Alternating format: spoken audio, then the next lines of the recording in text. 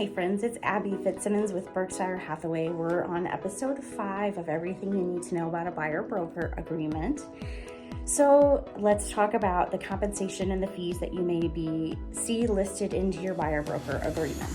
So there may be a retainer fee. This is a fee that's paid up front and then can be either taken off of the total commission owed or not taken off of the total commission owed at the end of the transaction. You may see an early termination fee. This is a fee that can be charged if you break the buyer agency agreement prior to the expiration date. There may be a broker fee. This is the commissions, the normal payment that an agent receives at the end of a transaction once it's closed. This could be a flat rate, it could be a percentage of the sale, and it's negotiated between the buyer and the buyer's agent.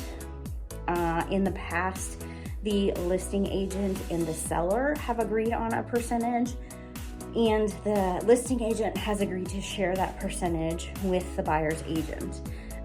So that was put into the MLS, and I was able to see that this seller is willing to pay X amount of dollars for this house. So if my buyers want this house, then we have to, depending on what we agreed on in the buyer agency agreement, the buyers, that may be fully covered my fee, or maybe that partially funds the fee and the buyers have to come up with some of it.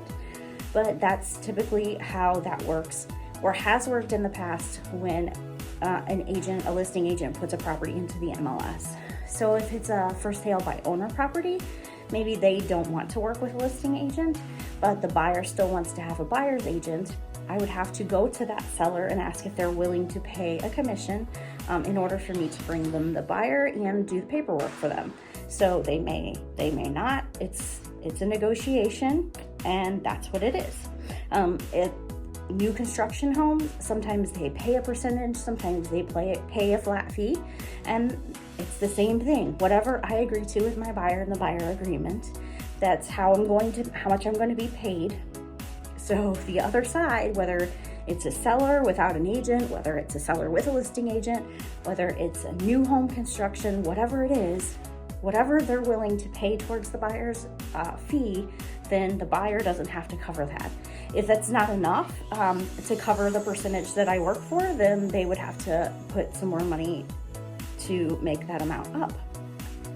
The other fee that you might see is a broker service fee. This is typically a flat fee between $200 and $600. This is a fee that the brokerage charges.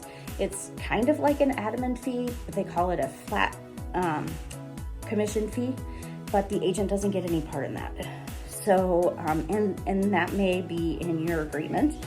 So agents are different. We are all independent contractors, and we charge to work with you based on what we need for our business to work. So that may include a retainer fee. It may include an early termination fee. It may be a flat fee for brokers' commissions. It may be a percentage.